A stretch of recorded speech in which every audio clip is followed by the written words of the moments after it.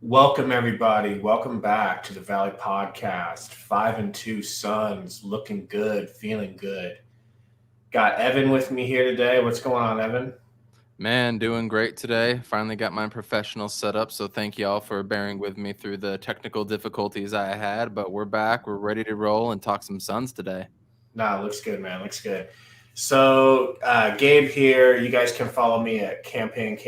You guys can follow him at Coach Evan B on Twitter. We always live tweet the Suns games. Pretty fun. But yeah, man. So we got the Raptors coming up. We wanted to do a preview for everybody today. We got the Raptors coming up. Bring my mic down here. And they're not the Raptors of old, Evan. And I expected them to be. So what can you tell me about the Raptors, why they're off to such a shaky start? Well, let's dive into the injury report first. Jalen Smith going from doubtful to questionable tomorrow.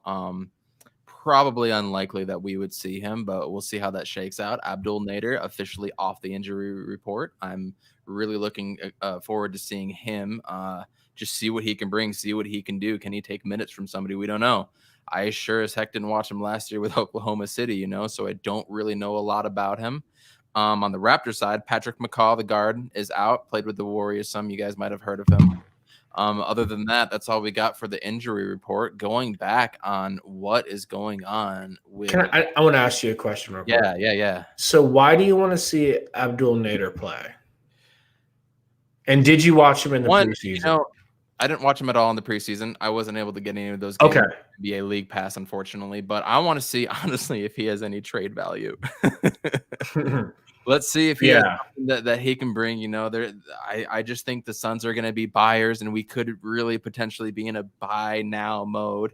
You never know with COVID and what's going on with injuries. I want to see if he has anything, or if we have to trade, do we have to trade to Langston Galloway? Are we going to have to trade a Campaign because he is on a final year of his deal? We don't know what's going to happen. We don't know what's going on. We don't know what could be available. What if Julius Randle gets pissed off, and he's averaging 28 and 12? That could be a dark horse trade that we would look into where we have to give up something. But man, a trade like that would just, I think, skyrocket us. So we don't know. So I want to see if he has any trade value whatsoever, or if we ship somebody off, is he a guy that can step in and play those 5 to 8 to 13 minutes, right? Yeah. That's what I'm looking at right now. And is he just a good fit? Campaign came in. He was a great fit from the start. He felt comfortable. He knew Monty Williams.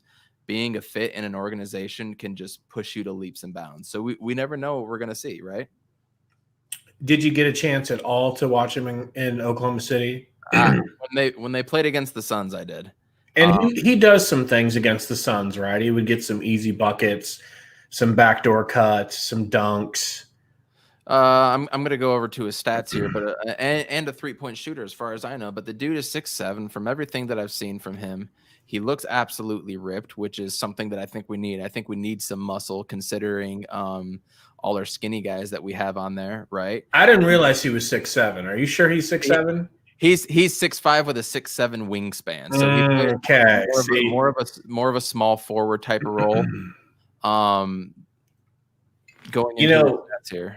Shout out to Salty, who can't be here with us tonight. Salty's always had this thing about undersized players. He just hates undersized players. For sure. And it's kind of bled into my line of thinking. And Abdul Nader at 6'5", I just don't feel like that's big enough to play the 3. And I don't know that he's anything more than a catch and shoot. I'll put it this way. I don't think he's going to take anyone's minutes. If Javon Carter is having a hard time getting on the court, I don't see Abdul Nader making Absolutely agree with you, but we never know what injuries are going to come up, who's going to sprain an ankle, who's going to be out for 6 to 8 weeks. He could be a guy that has to fill. Playing with OKC last year, he's a 46.8 field goal percentage shooter, 37.5 from three. So he can at least hit it with a good margin. And his 3-point percentage has gone up almost every year he's been in the league, as well as his free throw percentage. Average 6.3 points, but that's exactly what I'm looking at for a bench player. I mean, are you telling me that if we gave up on Langston Galloway, or if he had hurt, that he couldn't come in and hit 6.3? Probably. He looks a little bit beefier than Langston Galloway. Maybe he gives us a little more on the defensive end. Not saying that that's going to happen, but I want to see what he can do and contribute at the end of the day. And that's the thing that I'm really looking to. But you know what? We're saying all this. He's probably not even going to play unless it's a blowout. You're right, brother. You're right. And you don't see any Tyshawn Alexander. Tyshawn Alexander, man, we need to have a podcast just dedicated to him. I saw some highlights of him and I've looked at some stuff. I am way excited of him, but the way that Phoenix has gone about developing young players, Jalen LeCue, Archie Goodwin, just dog shit awful at developing anybody young. So I have absolutely, no ceiling or how low he can go for that type of player in the Suns organization. Especially we don't even have a G League team. You know what I mean? True. So that's trade bait. You can just have him, that's what it's going to come down to, unfortunately, because we're never going to see. But let's move on to the Toronto Raptors. What are they, 1-5 now? Or 1-4, 1-5? Just not the Raptors that we know. They've obviously lost Kawhi Leonard. Then they lost Marc Gasol. Holy cow, they're second to last in the East. Then they lost Serge Ibaka. They're just losing everybody left and right. I mean, OG Anunoby he's a nice player. I don't know if he's a starter in this league. I mean, he hit a couple nice shots in the bubble in the playoffs, but just a couple from what I noticed. And I watched quite a bit of bubble basketball because that was when sports were finally coming back. But if you really want to look what's going on with them, I look at Pascal Siakam. Last year, if you would have told me who I wanted to trade for, it'd have been Pascal Siakam. Oh, absolutely.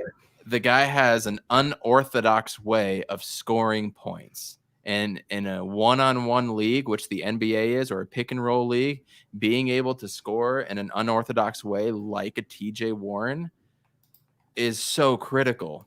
He got so many rebounds out of nowhere. He was just in the right place at the right time. But this year, he's shooting a career-low 40% from the field goal range, shooting 30% from three. Second lowest amount in the last 3 years in scoring. He's still averaging 17.6 points, which is a little bit higher than 16.9 2 years ago. But his field goals are way up, and his field goal percentage is way low. So that's your addition right there for that extra point. 3-pointers are up, and free throws are actually dipping down. So he's not taking them as much. I've seen so many highlights of him being in the paint, passing it, and the damn thing gets stolen. He's averaging the most turnovers ever. He's trying to be the number 2 option, and he just ain't. Sometimes he's trying to be the number 1, and he just ain't.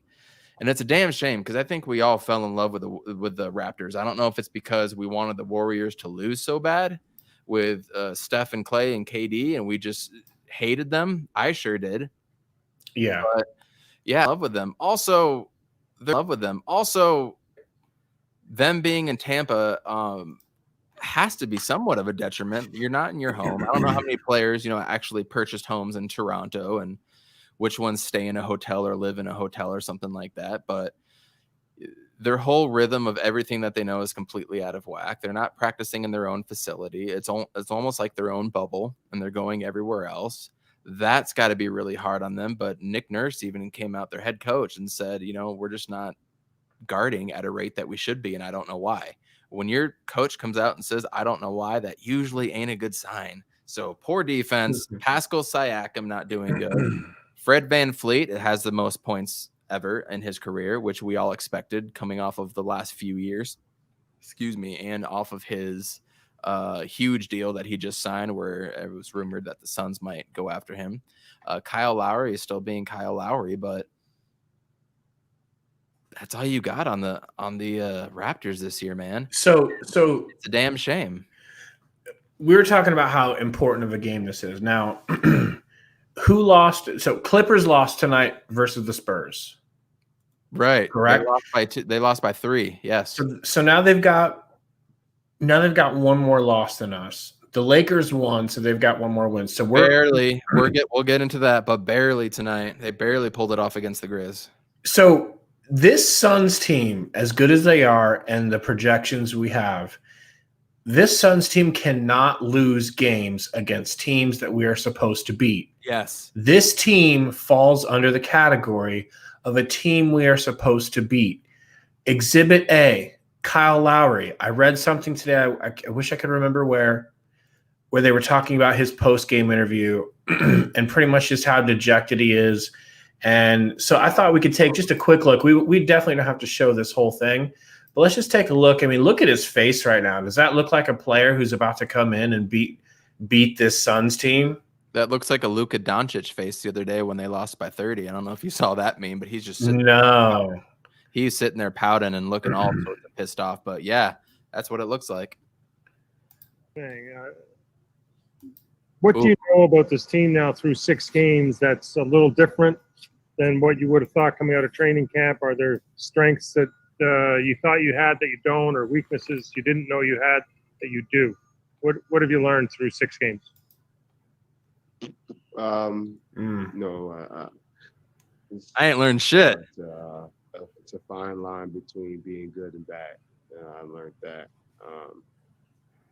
There's things that have to be adjusted in the way we play and how we think. But all these things, all that being said, is about playing basketball harder and wanting to win. He's talking about they're a bad team. How a team or he's talking about potentially players don't want to win. If there was one thing, what might it be? Getting tougher. My name is Tyler Devereaux. I'm invited to attend my brand new 2-hour. That was a big thing. Getting tougher. You lose Serge Ibaka, Kawhi Leonard, and Marc Gasol. You're gonna miss that toughness, man. One thing we really need to point out, and I want to get your opinion on this. Keep in mind, their starting center is the mighty Aaron Baines. And you know who backs up Aaron Baines on the Toronto Raptors? Alex Len. Alex Len. Are we going to have an Aaron Baines / Alex Len? Baines, Len, revenge game. Revenge game. Yes. Oh, my gosh. Well, Len goes hard against the Suns. He takes it a little bit personal. He loves to show what he can do now because he can shoot a little bit now. And, he's still kind of goofy, but he averages 3.8 points a game. I'm not saying any of that right now. So they must not be playing him at all. What are his minutes? 8 minutes a game? 12 and a half. 12 and a half, getting 3 points. That is actually pretty terrible. He wasn't that bad at the Hawks, though, right? No, he had a career year. The year after Phoenix at 11.1. Year after that was 8.7. And then last year ended up in Sacramento. Didn't do anything there. Signed with Toronto. You're right. He was with Sacramento. Yeah, he has a career low in minutes ever since his rookie year as of right now with Toronto. So there's no trust there. There's a whole lot going on within the organization. They're playing in Tampa. Nick Nurse don't have the answer. Kawhi Leonard. Kyle Lowry looks dejected. When your 2 star players are a 6-foot point guard and a 6'1" swing guard, and you kind of don't know which one's your point and which one's your swing, you're gonna have a lot of issues, especially when your 3rd best player and Pascal Siakam is shooting 40% from the field when he's supposed to be your 55 to 60%er. He's just not a number one, man. He's just not a number one. I love it reminds me of the Steelers with Juju Smith-Schuster. He loses Antonio Brown. They lose someone else I can't remember, and it's just like he can't do this. He can't do the same things that he used to do. He's not a number one. He's a great number 2. Just kind of reminds me of that. Sorry, go on. No, you're not wrong. So going back to your point, and I do want to throw a shout out to Norman Powell as well too. I do like what Norman Powell brings, but his points. Good shooter. Great shooter. I'm gonna open up his stats. I looked at them earlier. I don't think he's doing anywhere near what he was doing as well too. So there's just something fundamental. Yeah, he was averaging 16 points a game last year. He's at 8.5. His field goal percentage was 49.5, 50%. He's down to 30. Wow. So they're not shooting well. Maybe it has to do with them being in Tampa, which is a very big possibility. You know, there could be a big asterisk next to this year for the Toronto Raptors. But this is a game, going back to your point, that the Suns can't lose. You have must wins. This is a can't lose game in a season where we're fighting for right now a top 3 seed in the West. That's a great point. But I'm also excited, to be completely honest, man. It sounds like this is a dub. And we haven't had a game where you didn't have to be extra confident about. Like, this is a game where we finally aren't playing a top team, man. We've been playing nothing but playoff contenders this whole season. And it's coming off of a good time, too. We're coming off of a close loss. There's got to be a sour taste in their mouth from that loss of how the way they showed up and didn't end it, right? And then they've got 2 days instead of 1 day off to think about this loss. And they're going to come in against a team that won the world championship 2 seasons ago, right? They still got something to prove, so that they're coming off of it at a good time against this team. So I don't think Monty is going to take them lightly, but we're going to find out in the first quarter. Suns have been sluggish in almost every first quarter, right? Yeah, very lethargic. I pulled up some stats here for you in case you want to take a look at beautiful. these. Yeah, absolutely. I mean, your leading rebounder is at 7.4. That's usually not a good sign. OG Anunoby, I mean, I do like him. I'm just amazed Norman Powell isn't doing more than he has done. But man, Aaron Baines and Alex Len, how about that? I'm really looking forward to see how they can dominate DeAndre. Baines averaging a juicy 6.2 points per game and 5.8 rebounds. That's criminal. And look at how many minutes he's averaging, 20.3. Exactly what we said. The dude can't play more than that, which is why he wasn't re-signed. As much as I miss him, and we do miss him, I miss the But he was like the perfect backup center. He was. Man. He was thrust into a situation where he had to play a lot of heavy minutes, right? Because Ayton got popped on PEDs after the first game. We wouldn't have found out what a good shooter he was if he didn't get that big of an opportunity.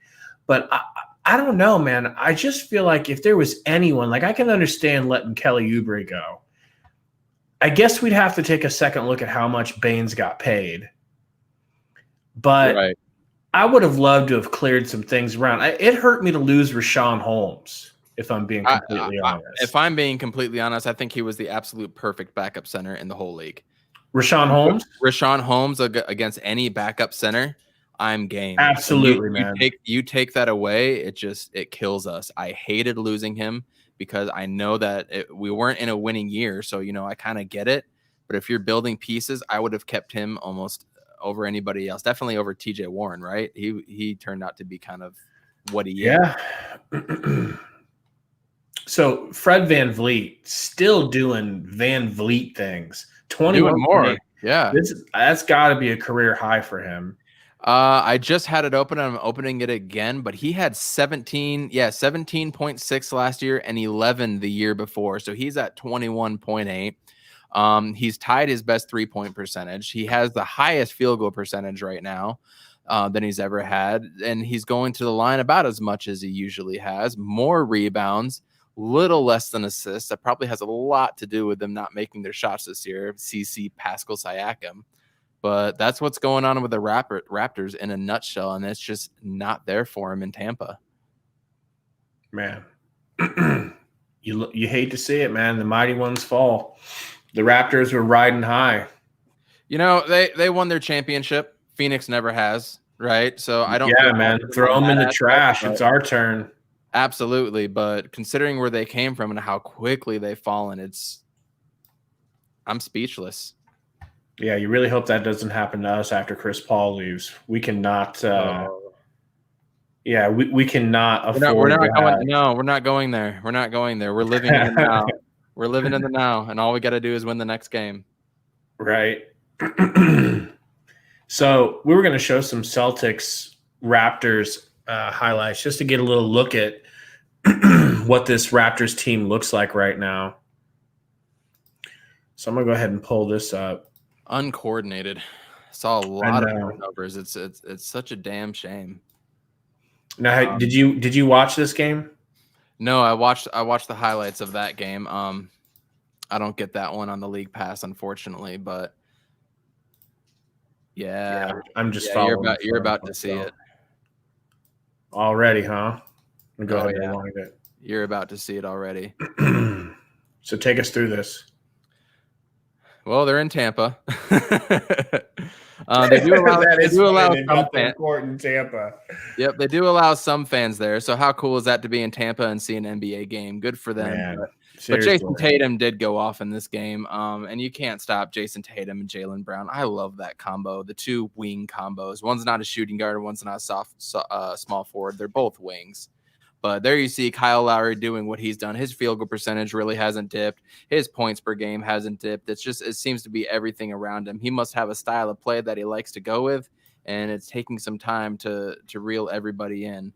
Aaron Baines is nowhere near the player Marc Gasol is, right? He's not 7'1", 7'2". He doesn't have the wingspan Marc Gasol is. He has a shooting range. And early on, it looked like they were going to do something. But Pascal Siakam is going to be very... You're going to see it with Pascal coming up. There's something not clicking with him. He doesn't seem like he's all there. Almost to a DeAndre Ayton when he scores 8 points. I would really look at it like that. Yeah. But Fred VanVleet, man, we just saw it in the clip before. It's all one-on-one with him, and he is a killer. The guy is a killer. I do wish we would have signed him, but, I mean, what would it be having Fred VanVleet on this team versus Chris Paul? He's a guy that's scoring 21+, just like Devin Booker. I'm not sure that would have exactly fit with what we needed. What are your thoughts on VanVleet? I didn't think much of him during their championship run, except for, wow, he's really hitting. He's hot. I just thought it was like, well, they're leaving him the hell alone because they've got to worry about Siakam and, of course, Kawhi. Right. I didn't think he was going to be able to replicate that the year that Kawhi left, but he really did, man. He's a shooter. He's just a shooter, someone you can never leave open. And he's got range, and he plays bigger than his little body. Right. And I was one of the haters. You see it right here. You see it right there in the clip that just big. Happened. The way he uses his not scared with the trees. I didn't want us to sign him. You knew that was going in. You can't leave him that open. Right. I really hope the Suns don't have the same issue that they did with the Clippers leaving open threes. I hope they had that hemmed up, man. Oh, they're not making their threes, but a team that hasn't been making them is a team that's bound to make them, right? So if they can come out and get them off kilter in the first quarter and early in the second, that might be all you really need to really put them away, because they've just been dejected. I mean, you're watching it in these highlights. It was a close game, but I'm just not seeing it out of them this year. I mean, they hit a few and then they just go on runs where they don't do anything. And that's one of the things that I was able to look up and see, that is that the runs against them are substantial. 18-8, 20-4 runs. Oh no, we froze there. Oh, there we go. I might have just frozen on my end a little bit. Hopefully, yeah. Yeah. So I think they also missed Valanciunas. In hindsight, they shouldn't have gotten rid of Valanciunas with the Grizzlies, but he looked pretty bad tonight as well too, going up against Marc Gasol. But again, we're going to get into NBA stuff later. We're just focused on the Toronto Tampa Bay Celtics right now. Look how VanVleet, man, that's some Booker stuff. That's a tiny little Booker wannabe. Tough, just an absolute tough guy. I love Pascal. Like, he just does little things like that. If we were able to get Pascal Siakam at the 4 and have Jay Crowder come off the bench, that would make it okay. But the way he's playing this year, I don't know, man. I'm not seeing it right now. So who do you think guards Siakam? It's got to be Jay Crowder, right? It's got to be Jay Crowder. I just don't think he's long enough. I want DeAndre Ayton versus Aaron Baines all day. I want that, and I want DeAndre Ayton versus Alex Len. I want that. Yeah. He needs to show why he's different than them. It'd be a good opportunity in their face. I would love to see how many layups he can do in their face. DeAndre Ayton's going to get 3 to 4 layups in their face. Oh man, perfect finger rolls that just couldn't be more gentle when they roll in. OG, there it is. OG's a smart player. I like him. He's just not producing at the level that they absolutely need. But Siakam with the terrible shot. Off the back of the rim. If you shoot a shot going off the back of the rim, something didn't line up for you. And then you saw Jaylen Brown going against Van Fleet there, right? Their backcourt is 6'1" and 6 foot. If Devin Booker doesn't accidentally go off for 30, I might be really. You're not kidding, man. This is a Chris Paul, Devin Booker game. These guys are tiny. It should be. I mean, they're starting Anunoby, and then they're starting Pascal Siakam too, and Aaron Baines. So I mean, you're not going to have both of those guys guard Chris Paul or the other, right? And then what if you have Anunoby guard Devin Booker? Then you're going to have Van Fleet or Kyle Lowry on Mikhail Bridges. Like that's not going to happen. So they're not playing defense at a rate that they want to. They're not rebounding at a rate that they want to, according to Nick Nurse. So this has to be a game that we come out and we don't need to dominate, but I think we should control for 95% of the game. Yeah, I think you're right, man. Yeah, they were out of this game down 17 midway through the third. They're out of it at this point. I mean, granted, I think Boston is one of the top tier teams, and I think if they keep Jason Tatum and Brown around, they're going to be dominant for the next 10 years. I think that it's very crucial to keep them together. But Alex Len, what does he do? Pass out. Perfect. Perfect outlet. It worked. He does. I mean, he's still got that long frame. I remember seeing him his rookie year and hitting a couple 15 or 10 footers, doing a couple things in the post, and then just with that big frame going up. I was excited about him. I couldn't have been more excited about Alex Lennon. I just feel so stupid, man. Another player I feel stupid being excited for is Bender and Chris. I was never high on Chris, never from the beginning. Dragan Bender, I thought was a perfect off the bench, or maybe even like a 3 like Mikhail's playing. A 7-foot guy that can run the floor, that can guard all these positions with his length, yada, yada, yada. That dude was a bum. I don't even know if he's in the league right now. Just a straight bum. Terrified to be on the court. Terrified to make a mistake. In those Euro leagues, when you're young, they won't play you. And I feel that is a tough shot. I think he was scared on the Suns to get pulled, man. He was just it's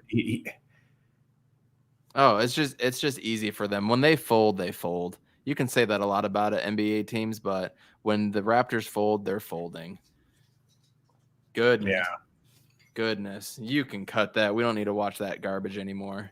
Seriously, man, it's getting out of hand. So going back to your point, which I think should be the name of maybe the podcast, this should definitely be a game they can't lose. If we lose a game like this, something has to go wrong big time. And it's also an opportunity to get some big stats in there, man. Let's get a game where Ayton eclipses 30 points and 15 rebounds. Get him feeling good. Get his mojo going. Absolutely. Now, can he do that against this team? Are they big enough to really give him a good go? Man, if he doesn't accidentally get 12 rebounds against Aaron Baines, how small he is. Granted, he fights harder, but DeAndre Ayton is so good about getting in position. I mentioned this on Twitter a few times with a few DeAndre Ayton clips the other day. The way he gets in position is great. Booker this was later in the game against the Clips. I think we were down 4. Booker had a step back 3 on the left side of the court, and he missed. DeAndre Ayton went and got the offensive rebound and laid it in to cut it. I think that might have cut it to 1 or cut it to 2 at that point. But you see right before Book shoots it, Ayton's just on the baseline. He steps back before the shot releases. You see Ayton going right to the perfect spot on the opposite side of the rim where it goes. for the maybe that was the and one, I think, when he got it, laid it in for the and one, hit the free throw to go down. And he to missed the free throw. Did he miss the free throw? Yeah. I wasn't mad at him, but yeah. Whatever that series was, he has a way of getting into position. So against a smaller lineup, I think he should be able to get some good rebounds. Now, Alex Len is bigger than him. Alex Len can push him around if he wants to, the way he got pushed around like against Rashawn Holmes. That'll be interesting. Yeah, but did Alex Len ever push anyone around ever? I think he did one time in college. So no, in the pros. Not that I've seen, but I have jumped off the Alex Len bandwagon for quite some time. So I'm looking forward to seeing what the Phoenix Suns do. And moving on to the Phoenix Suns, what are your thoughts? 7 games through the 72-game season. We're about 10%-ish way through the season, which is crazy being only 7 games in. It's usually the 8th or 9th game. What are your initial thoughts right now? Campaign. Obviously very pleased. And I think that this is just the beginning of something. I feel like they're doing a really good job against playoff teams, but they're not in full form yet. There's no way you can look at this team and the way they're playing, the way they're executing, and say that they've hit their stride and they're already doing their best. No, they're not, and they're still winning. And DA was absent the first few games, still winning. So that one game we lost against the Kings was by like 1 point, 2 points. Really could have went either way. Our worst shooting game of the year. Yeah, and then the Clippers, we know what happened there. Still came back and got it into 1. So it's really a moral victory. You can't be upset with that loss that much. I'm happy, man. I just can't wait to see what this team looks like when Chris Paul and DeAndre Ayton have the pick and rolls going and everything's flowing. I can't wait. So I've got some interesting stats on my phone here that I wrote down. Let me open it. That involve Chris Paul. 7 games through, new offensive system, new team, COVID year, no actual training camp. Stacked team. He's on a team now where he doesn't have to put up the points that he has to put up for the Thunder. He has a cast that he can completely just delegate to. I just want to preface these stats because I know they're not as good, and I feel like I want to have Chris Paul's back. So go ahead. Take it for what you will with all the X factors that we pointed out you. But so far this year, Chris Paul has career lows in minutes, which I think I let off with that because I actually think that's important given his age, and the fact that he can play less minutes, I think, is very important. We clearly have backups that can come in and do what they do. There's going to be games where Campaign's going to go off for 20 to 25 points and do that campaign bubble magic, right? He's going to come out and just do that. So the fact that he doesn't have to play the whole game and get good breathers, I think is really important. So keeping that where it's at, which is like 29 and a half minutes a game, I think that's good for Chris Paul right now. He also has a career low in points. Going back to your point you just made, he has a lot of passes to delegate to, a lot of people to delegate to, excuse me. So take that for what you will. The ones I'm worried about, he has a career low in field goal percentage. Looking at a lot of the mid-range jumpers, I'm surprised how many he's missed. I really am. I'm sure that will come with legs. Let's see how it shakes out. Let's see how he does against guards that are just as tall and shorter than him. I'm curious how that turns out. He has career lows in steals. Could be due to his lack of minutes. Maybe. He's looked great on D, though. He's looked great. Right. Man, having him and Javon Carter on the court at the same time and Mikhail. Right. Oh, God. It's like watching a football defense that's good at defense. So maybe other players are taking steals away that he might normally get with a cross-court pass. And very possible. Like that. Very possible. But you could tell by his effort. I would give his effort on defense like a good B+. B+, A-, absolutely. Yeah. Okay. And it's hard with the defensive schemes and not really knowing what they're trying to accomplish too. Right. So the next stat, he has his worst 3-point percentage since his rookie year. So shooting wise, he's not having a good shooting year, but he has the highest free throw percentage all time at 95%. Go figure. Only through 7 games though. But he also has his highest assist number per game since his last year with the Clippers. So this bypasses the 2 years with the Rockets and last year with the Thunder, which I know he had to do a lot with them, which I think had more to do with points than assists. Right. But he did a lot with them and having them grow. And so that number kind of surprised me. What are your thoughts on those that I've read? I'm just hoping that this isn't a sign that he's really hit 35 and things are about to go downward. I mean, it's selfish to want him to expect him to play as good as he has the last few years. I expected he was going to be washed up for the Rockets year 1. He was not. He got injured at the end. He was personally single-handedly defeating the Warriors while James Harden had taken that night off, those nights off. And Chris Paul was doing things I've never seen Chris Paul do. Circus threes from Steph Curry range. Then he got hurt. So I'm thinking, okay, well, he's definitely going to slow down this year with the Rockets. Not really. Had a great year again. They move him. You're thinking he's dead. It's over. Goes to OKC, and it's like my player on 2K. He's just so good at orchestrating the offense that even he could make up for all their problems. I want that Chris Paul, but he is 35, bro. He is, and I saw a quote which I think led to a lot of it. He was talking with Monty about it, and Chris Paul didn't know when to shoot and when to pass. And Monty goes, dude, you're Chris Paul. Like, I don't have to tell you. And then I think something clicked a little bit in that Clippers game in the first quarter. He played like an absolute all NBA player. Right. In that first quarter. Something dipped off, and I mean, we just dipped off as a whole. And then Booker stepped up and played the whole second half, which I didn't even realize he did until I saw it yesterday on Twitter. But that's Chris Paul in a nutshell, and he's still learning how to play right now. Play Monty's 0.5 system. There was no summer action where they could go in and hoop. There was no training camp. There was a shortened preseason. So we have to take it for what it is. But the field goal percentage, I feel like I just hope that's not a telling sign. I really want him to pick that up. Yeah. I think he can. I think you're right about him not having legs. I mean, he was actually worse the first 2 games, and he looks like he's getting better. So same thing with Jay Crowder. Neither of them played. I think Chris Paul might have played the last game versus the Lakers in the preseason. Jay Crowder didn't play at all. So they're even further back than the rest of the team. Ooh. I say we keep giving them time, and they should be fine. Absolutely. But we need to touch on the third member of our big 3.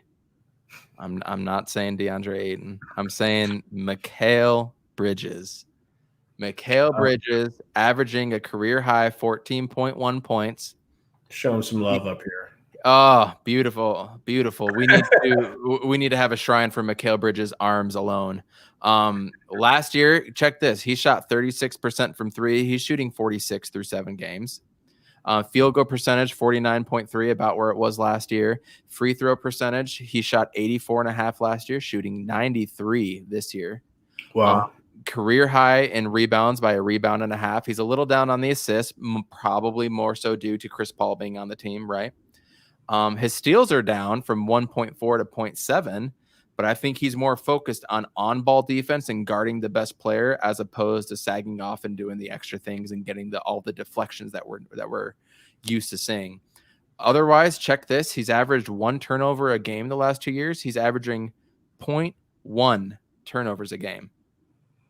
For a third-year wing player, that's incredible to me. I don't know. What do you think of Mikhail Bridges so far? Well, he comes from he was in Villanueva, right? Villanova, and real quick on Villanova. And they won. Yes, they won the national championship when he was there. He was a killer from 3. They also play a 1-2-2 kind of 3/4 to half-court press, and Mikhail Bridges was that 1 on the 1-2-2. he caused a lot of problems. I taught that press. I run that press all the time. And then I run and go into a 1-2-1-1, which is a more heavy pressure, get the steals type of press. But they were in a conservative 1-2-2 press. When the guy would cross half court, Mikhail would go and they would try to trap with his long arms, and he got a lot of steals out of that. I'd really be curious to see the Suns do anything half court press type with a Mikhail Bridges player, although it's hard to press against NBA players. But sorry to cut you off, but that's one of the things that I really interesting about him. He's a wing player playing the top of a press. You just don't see that. He's so polished, and it's because he stayed in college and he was with a winning college who won it all. Right. It's showing up in his game, but that's a double-edged sword, because when you get drafted, they say, well, he's a more finished product. His ceiling is now lowered, is the thought, because we know what he is, because he's older than these other guys. So what you see from Mikhail in college is what you're going to get. That's what they thought. But he is pushing his ceiling higher and higher. And he's exceeding that. I didn't know if he could get much better, and I would have been just happy with what he was his first couple years. But he's more now. He's not just a role player. We could potentially be seeing, if Chris Paul leaves in a year or two, where's Mikhail Bridges going to be in a year or two? Is he averaging 20? Is he averaging 22? Can he average 25? This is without Chris Paul now. You're not going to have a ball dominant. I would be totally happy with 20, bro. I'd totally be happy with his defense and 20 points a game. You're looking at probably maybe the most important player on the team if you're able to do something like that. Absolutely. We're looking at the birth of a Sean Marion. Now, I'm not comparing him. He does not have the hops Marion does by any means. He does not have the rebounding that Marion had by any means, or even assists at that point. He's averaging less than an assist, but Marion always had trouble guarding the best player on the other team. I remember everybody always raving about Sean Marion, and I'm like, I agree, but he's not a lockdown defender. Mikhail Bridges is. And I think that more than makes up for the rebounds, in my opinion. I want to know who big-time NBA writers have ahead of Mikhail Bridges, other than Kawhi Leonard.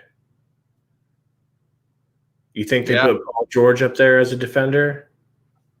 I think by name. I mean, Paul George seems to be coming out with a damn vengeance this year, so I'm not going to hold it against them this year. But perimeter defenders, I don't know. You guys that are watching us, go ahead and comment.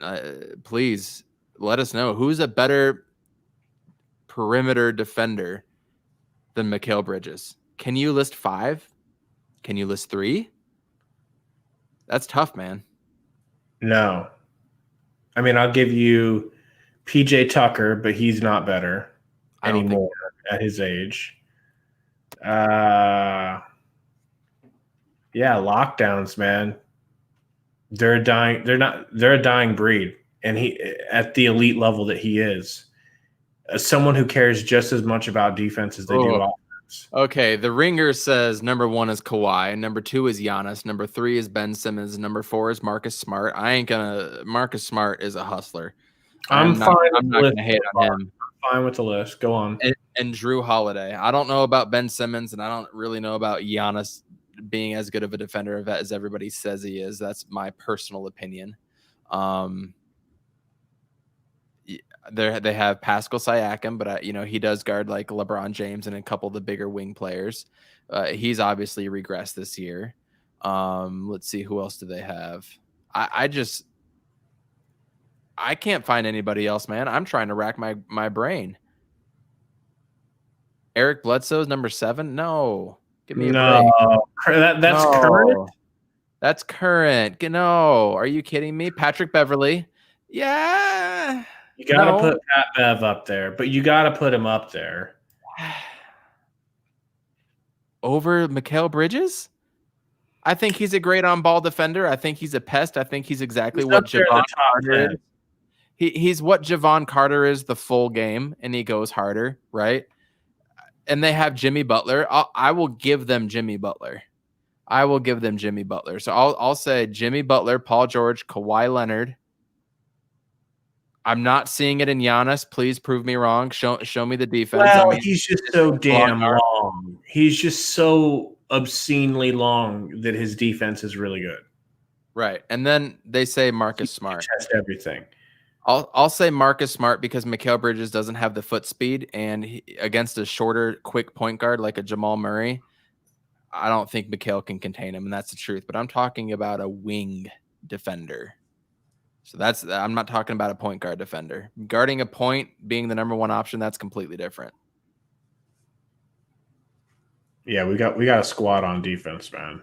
Oh, absolutely. I love it when we get that defensive lineup where they put out. Speaking of which, guess what I saw today? If you look it up right now, who is number one in total team defense? I'm talking about points against. You know who it is? Your Phoenix Suns, number one in points against with 100.7 against them. Number one team defense. And, you know, when we used to go through spurts where we'd really focus on D, like remember in the Hornacek years, he'd get us to play defense here and there, and it was like, whoa, look at this team. But it was empty. It never lasted. Right. I feel like this is real because I saw it in the bubble, and I'm seeing it just as intense right now. Absolutely it is. And I saw a quote today from Campaign saying, I'm just trying to focus on getting better here and there every day, get my shot better, but I'm really trying to focus on defense because the offense will come. We're still working on things, but defense is there every day.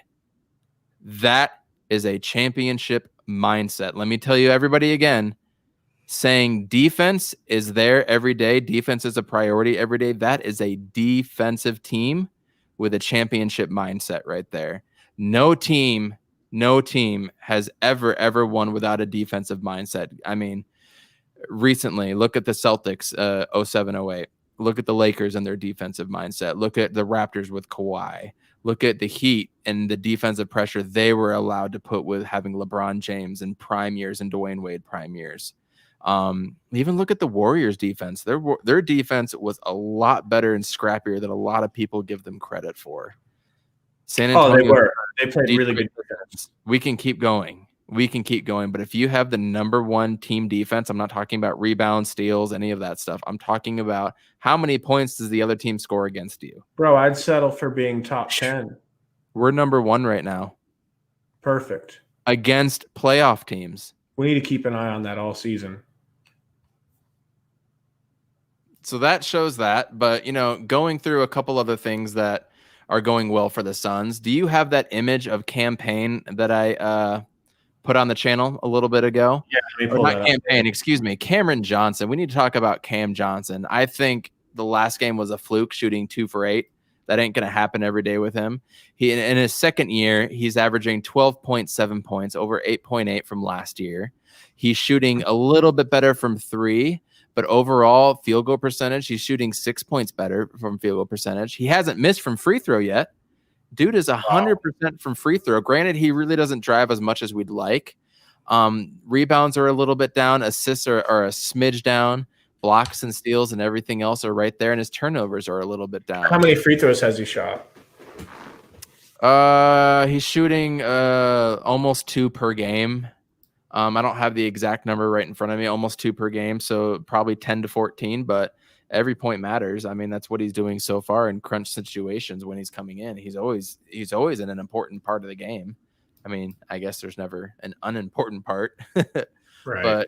But Cam Johnson is just really pulling it together. I mean, if Mikhail or Jay Crowder or God forbid anybody else goes down, that's a guy you can slip in there right away to play those starter minutes, which is, again, why I'm looking forward to see Abdul Nader, because he might have to step up at some time. We never know. Yeah, it's control and scroll in to zoom in. So this graph right here that we're showing, you can see Campaign at the very top there. Maybe you just roll over him with the mouse a little bit. Or Cam Johnson, man, I'm just going to keep doing that. Cam Johnson is at the very top. Now, minutes played is on the bottom. He hasn't played the most minutes for the second-year players, but total points that he's averaged for us versus minutes, look where Cam Payne is. Look at that beautiful hair flowing up there at the very, very top of that image. That is just beautiful, man. I love seeing a player coming in his second year and contributing like Cam Johnson is, especially considering how horrible we've been at developing players. And then we have Mikhail Bridges and then Cam Johnson coming in here. What a great stat to show so far, man. I mean, you show Tyler Harrow's down there. John Morant, well, Morant's kind of injured. I'm not going to hold that against him. Jared Culver, a couple other players that, one that he was traded for. But to see Cam Johnson in here, what have you thought of Cam so far? I'm in love with Cam Johnson, man, to be completely honest. I think because Cam Payne is so fun at point guard and because Mikhail also plays the same position as Cam, because Mikhail's been here just one more year, I think that's why Cam Johnson has been a little bit on the back burner. But right. His progression has been every bit as fast and strong as Mikhail's. Yeah, he's a better shooter than Mikhail, and I see so many similarities between he and Booker. Their shooting is pure as the driven snow. Okay. They came in and they were thought to be spot up only. These guys just catch and shoot. Remember, that was the thing about Booker. His ceiling was he might be like Klay Thompson. And Klay is a guy who does not dribble. Now, Booker went and filled his game out a lot more, and learned how to drive the ball and finish at the rack and draw fouls. And he became a much more complete player. He plays off the dribble. He sets up his own shots, something Klay doesn't even do. I don't want to get into who's better, Klay or Booker, because that's a whole different thing. But Cam Johnson was supposed to be a move from side to side, catch and shoot like a tall J.J. Redick, nothing else. And that's not what Cam Johnson is showing. He's showing wiggle. He's showing ability to bring the ball up and control the ball. He's not getting – he did get ripped against Paul George and Kawhi, but that's Paul George and Kawhi. But you can see he's not scared to have the ball in his hands. He's shooting more middies. They're not hitting like his threes are. But how good does it feel to just have a few draft picks hit when you could have had De'Aaron Fox instead of Josh Jackson? Right. Thank you for bringing that up. Yeah. You know what I'm saying? We've had so many of these players just slip through our fingers, bro. And so to have a few hit and then to get some in free agency, to trade for Javon Carter and for him to go over as well, and for a Cam Payne to come out of nowhere. But Mikhail and Cam, to have those two who you drafted and you didn't whiff on. Maybe Absolutely. We shouldn't be drafting in the top 10, man. Maybe we need to stick in the teens. Who was it? Sean Marion and Amari were both drafted, or Amari was drafted 9th. Sean was 11. Steve Nash was 13. I mean, Booker was 13. I think Dan Marley was later on as well too. So Jalen Smith is 10. The jury's still out on him. Yeah, and I'm not going to make an opinion on him unless he comes on strong at the end of the year. But I mean, right. I'm looking at stats right now of last year. Mikhail Bridges, 36% from 3, 9.1 points. That's last year, his second year in the league, right? 36 is okay. Cam Johnson's second year in the league, shooting 39.5 from 3, but 12.7 points. Fun fact about both these two. They're both 24 years old, but Cam Johnson is actually just a little bit older than Mikhail Bridges, but they're both 24. Perfect. And, I mean, you can't ask for much more. And I Are love they older than Book. Yeah. Weird. Right? Weird. Book is 23. I think he's about to turn. I have it right here. No, Book is 24. He turned 24 October 30th. Mikhail Bridges turned 24 August 30th. So Devin Booker, they're all the same age. They're all 24, and Cam Johnson. No, I'm sorry, I got that backwards. Cam Johnson's the oldest. He turned 24 March 3rd, so he's almost 25. So it goes Cam, Mikhail, and then Devin. That's crazy. Man, look at this picture. Beautiful. Look at this picture. I'm gonna grab you a different picture here. But yeah, look at this picture of Devin Booker when he was a rookie. He was like a baby, I bet. Of course. He was 18. But it's crazy to think. I mean, look at that. It's just crazy to think that this guy is in his 6th year. 6th year, man. He's in his 6th year. He looks like an infant. He was. Bro, look at them skinny arms. A little bit of acne on the shoulders. Absolutely no facial hair. And it's just crazy, man. Like he's a couple of years younger than 2 people we've only had for 2 years. Hasn't even hit think of as younger. Kind of need to recalibrate the way you think about those guys. They say NBA prime years are from 26 to 32. I mean, LeBron had an amazing year when he was 32, right? So we haven't even seen them hit their prime. I can't wait to see what this core 3 plus DeAndre Ayton can do years out from now. 3, 4, 5 years out. We're going to get into DeAndre Ayton big time tomorrow. So please watch tomorrow for DeAndre Ayton. We have some new thoughts, a new thought process when it comes to DeAndre Ayton, and we really want to talk about that and save them tomorrow. But we're going to bring it up because he's part of the core. They're a young core, and I really can't wait to watch them. But kind of, the other thing that's really been a spark for the Suns has been the play of Jay Crowder, right? How clutch has he been, even when he's not scoring? His career average is 9.6, and he's averaging 10 points a game right now. His career average for 3-point percentage, 34. He's averaging 34.1. So Jay Crowder is coming in. I mean, I'm looking at field goal percentage. I'm looking at assists, rebounds, everything is right on par to what we thought Jay Crowder would be. He's doing exactly that. He's been a baller on the rebound. He's that enforcer type. I love him. How old is he? Oh, he's 30. 30. How old is PJ Tucker? No idea. I can look it up though. Because one of the players that we lost that hurt me the most, man, was PJ Tucker. I was very happy for him to go to the Rockets and to get a chance to play on a contender. But I just hate losing a player like PJ Tucker. And Crowder reminds me of Tucker, but a better shooter. Mm. He's heady. He makes the right play. 35. 35, okay. I thought he was 32 or 3. Bro, I got no problem with a 30-year-old Jay Crowder being on the team for the next 5 years. Minimum. That's the type of player you want on your team. PJ Tucker averaging a career low right now in points with 4.2. Field goal percentage is kind of there. 3-point percentage is kind of there, but it looks like he's not taking them. I mean, he does have John Wall now. I mean, John Wall and James Harden going against each other. He's averaging as many minutes as he has the last 2 years, which is amazing for a 35-year-old. But I liked PJ Tucker for what he was, but I think Jay Crowder's better, dog. No, he is better. That's the thing. It's crazy. I mean, I liked PJ Tucker for the same reason I like Gerald Green and Kelly Oubre.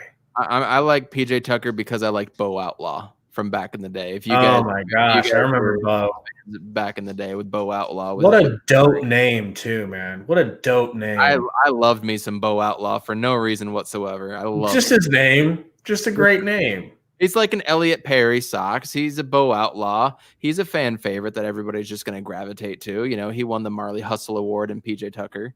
Like, he played hard. People love players that played hard, and PJ Tucker did that, and Jay Crowder's doing that now for the Suns. Absolutely, but they all are. It's not just Jay Crowder, so it kind of hides how much he's actually doing, because you just feel like the whole team's giving that kind of effort. Right. So, all in all, Phoenix Suns, we're proud. We're happy. It's about time that we have a team that we can really get back behind. They're leading the NBA in total defense, meaning points against, least amount of points against them. They've done it against playoff caliber teams. They're 5-2. They're nowhere near where we think they're going to be at the end, which we're going to say every podcast. And it's absolutely wonderful to experience every night, right? It's just great to live in this world where the Phoenix Suns are good. Before we go on to any more NBA stuff outside of Suns, any final thoughts, tidbits, fun things you wanna throw in, Gabe? Just want to remind everyone, man, tomorrow night we're going to be on right after the game, but it should be a nice juicy W tomorrow. Don't you feel it? A nice easy win. Will never. No.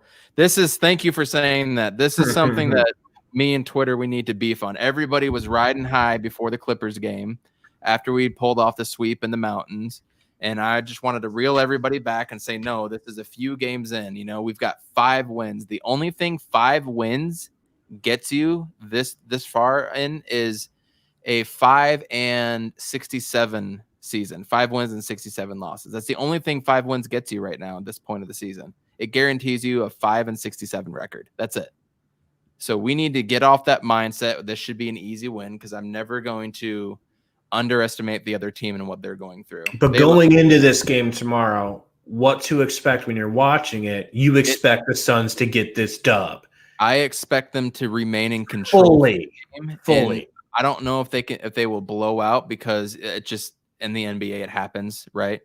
But I want them to control it. They should control it. They should come out with a W. But if they don't, it's the NBA, and they can lose the game just as easily as they can win. But we're not going to be happy with a loss. A loss is going to be devastating. Very, very detrimental. Absolutely. A loss is going to say, we need to maybe back up. Maybe we're not where we think we are. And I'm not ready for that. I'm not ready for this Suns train to derail. Absolutely. Unfortunately, I just lost my I can't hear you, unfortunately. So no, you're good, man. Some other Suns tidbits that you've got right now.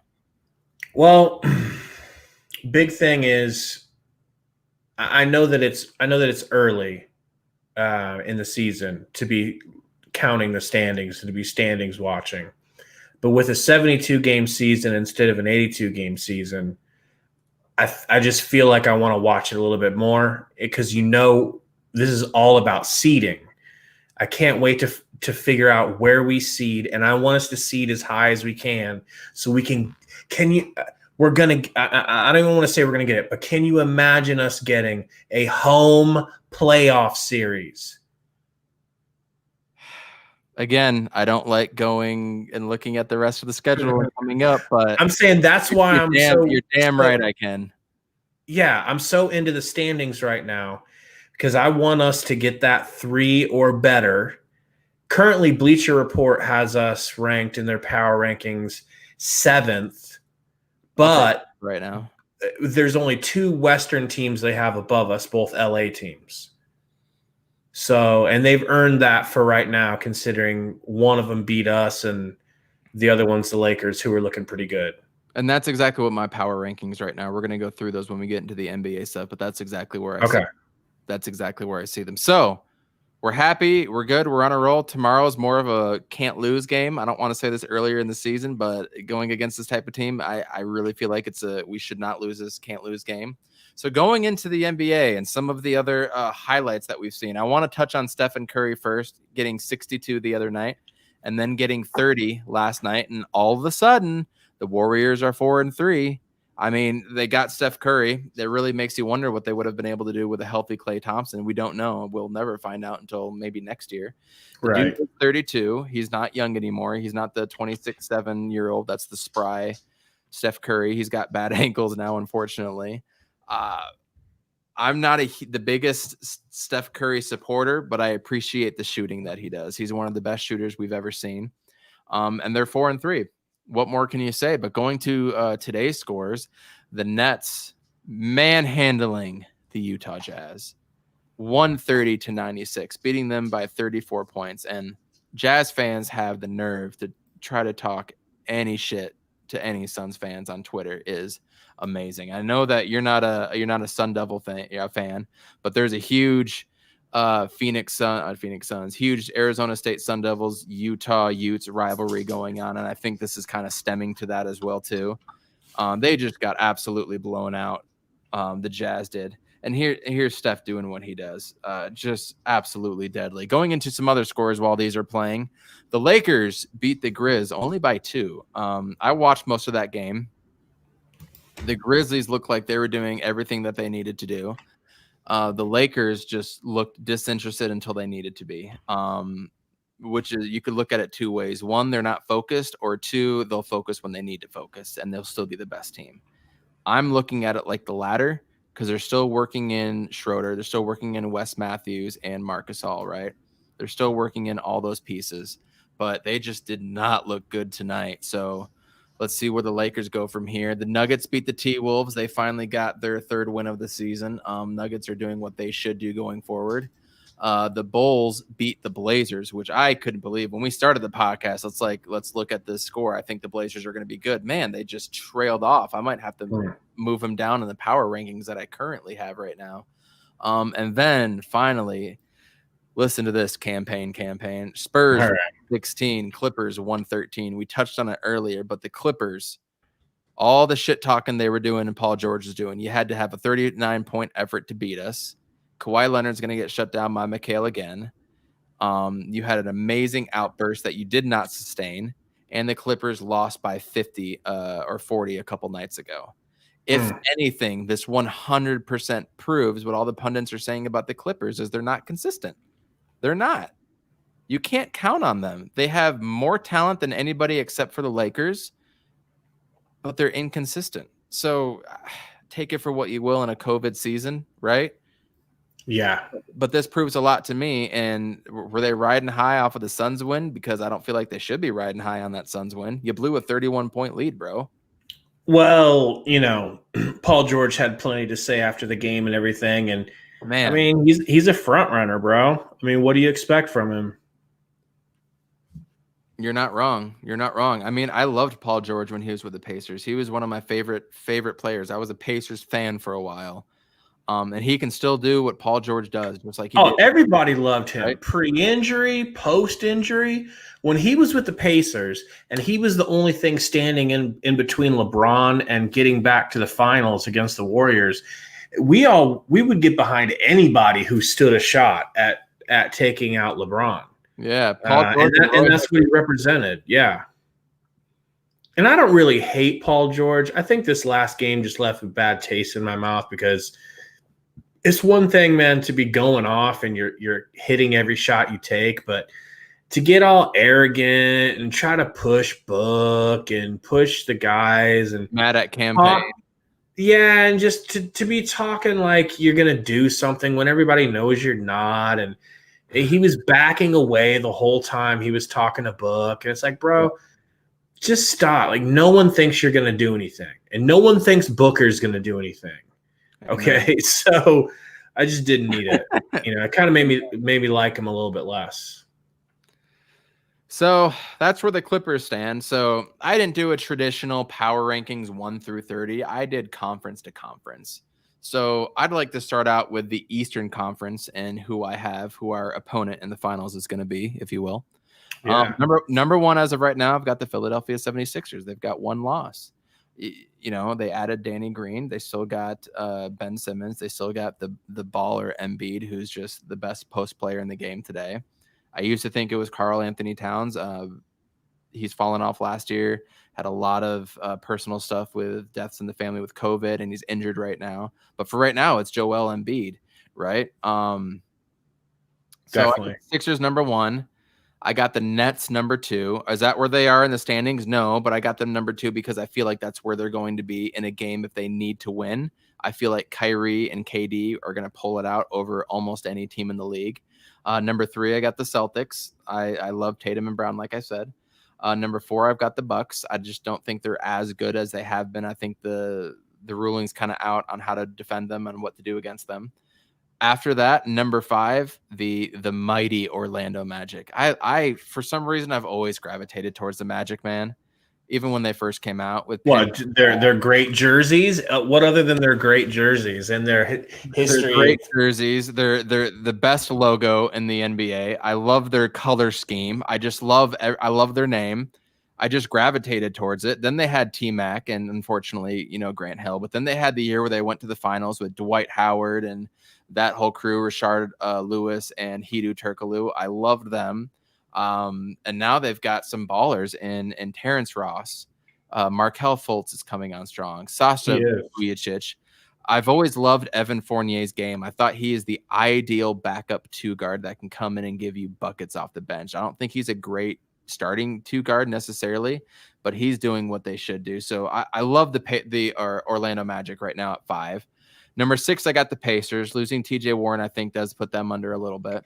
Number 7, I got the Heat, and I think they're going to start skyrocketing soon here. They're tired from last year, but that's just where they are. Number 8, I've got the Hawks. They've been on a hot run with Trey.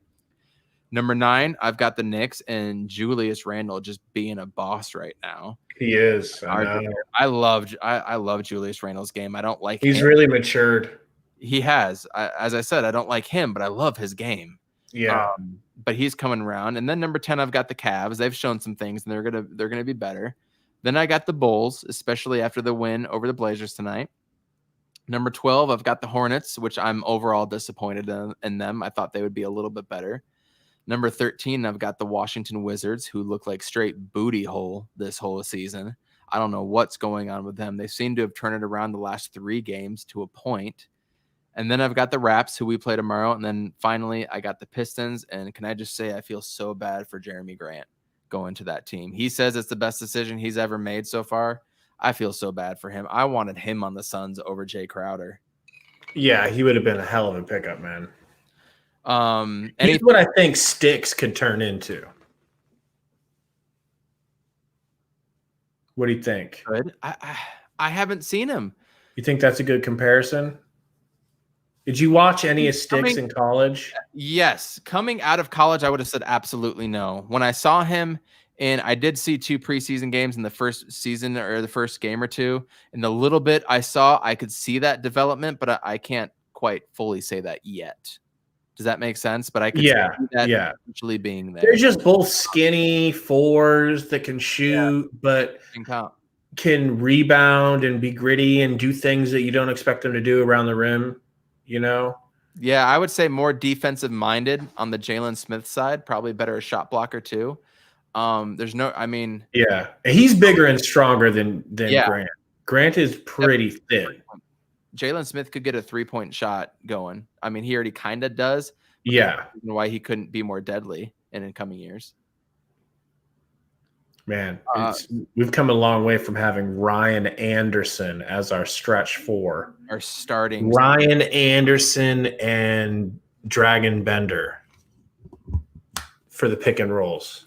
Our best stretch big that we've ever had, and you can go ahead and try to change my mind, would be Channing Frye. Channing Frye, absolutely.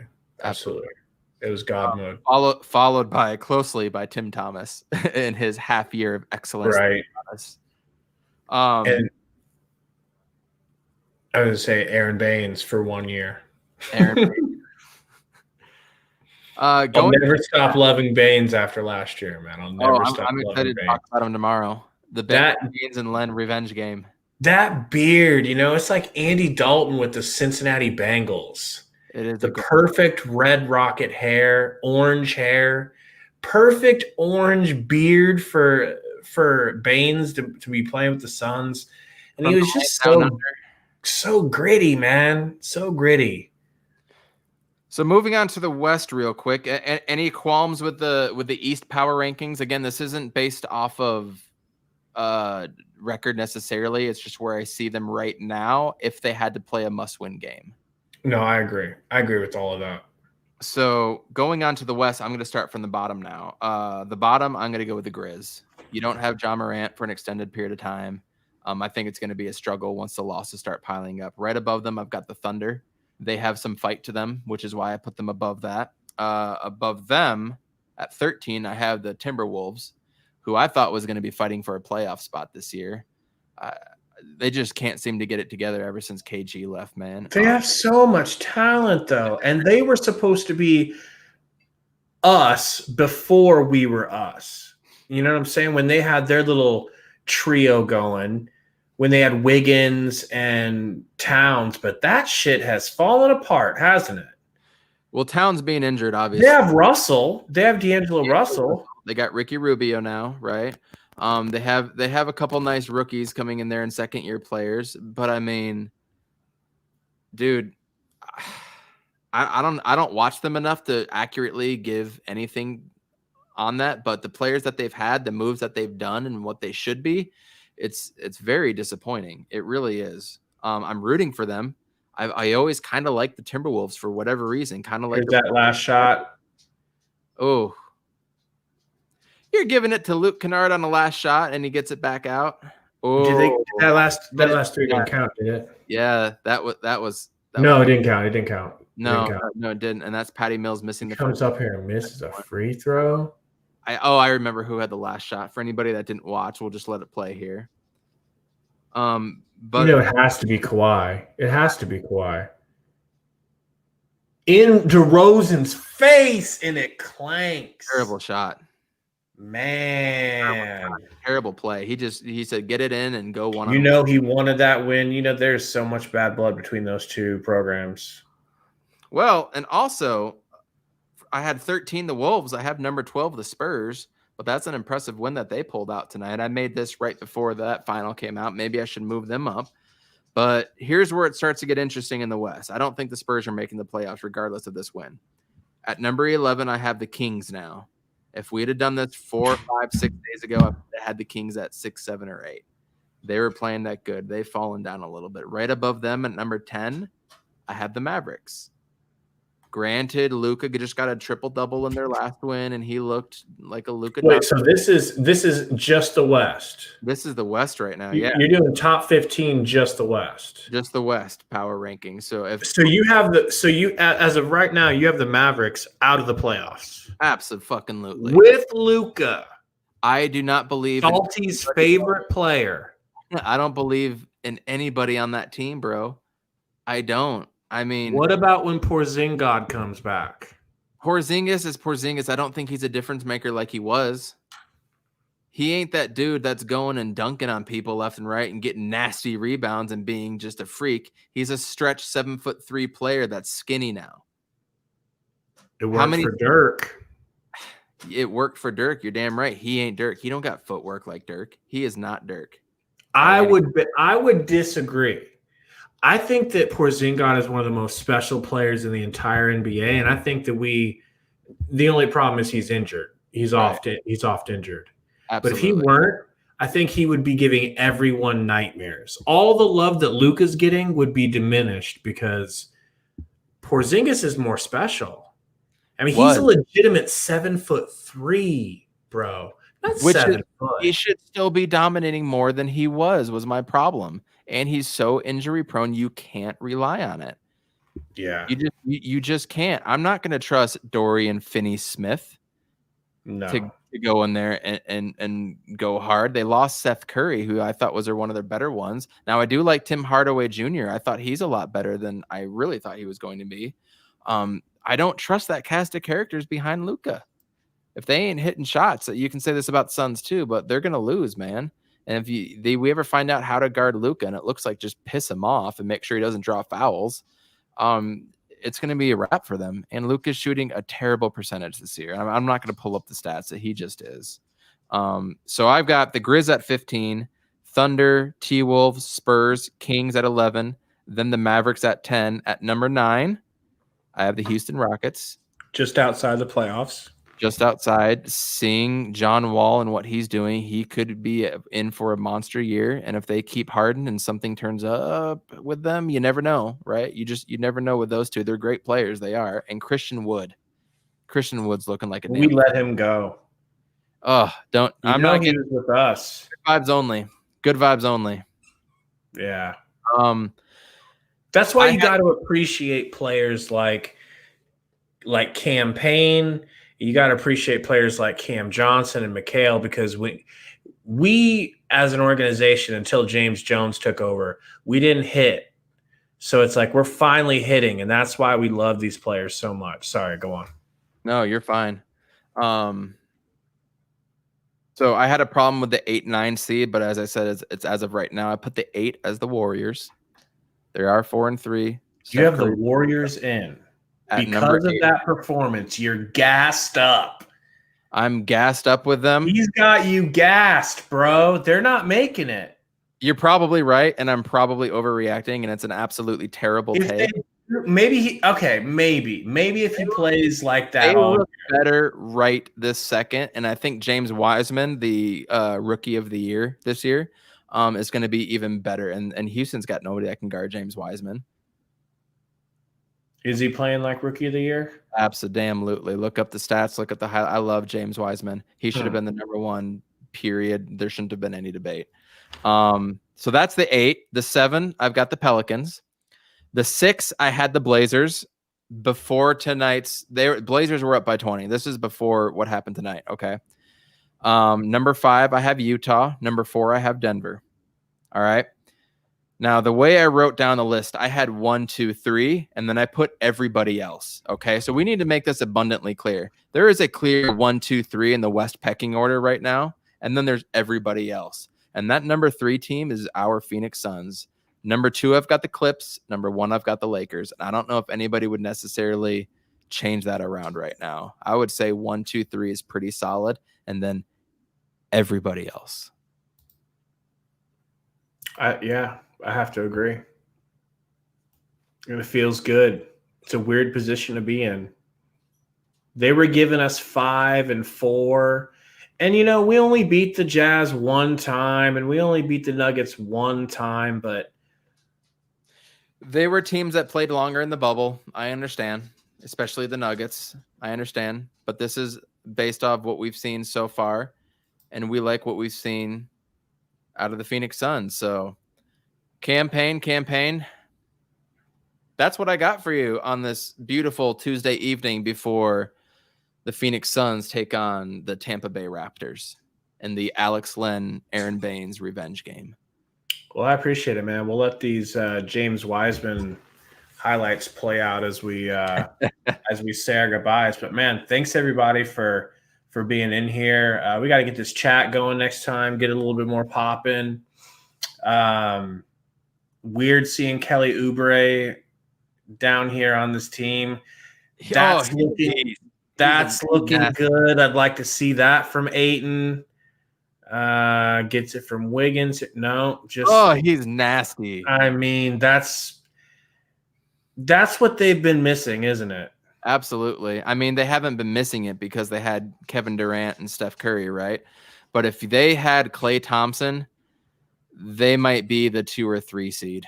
Ew, that's such a fine line between sucking and being right back on. Dang, man. You never see Ayton roll to the rack with any intentions like that.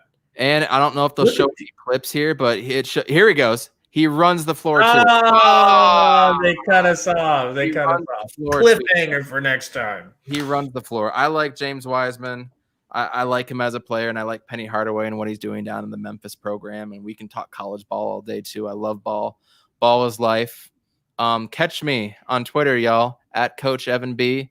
We're going to be right back here tomorrow. Gabe, close us out, my man. Man, thanks everybody for coming out. This was episode 6, and we'll be back tomorrow night, hopefully after a nice juicy W, nice easy clap, and we're going to have some fun highlights. Hopefully we'll see Ayton throwing down, see Booker getting loose. But yeah, man, come check us out. Like, comment, subscribe. Send us out to a friend who's a Suns fan.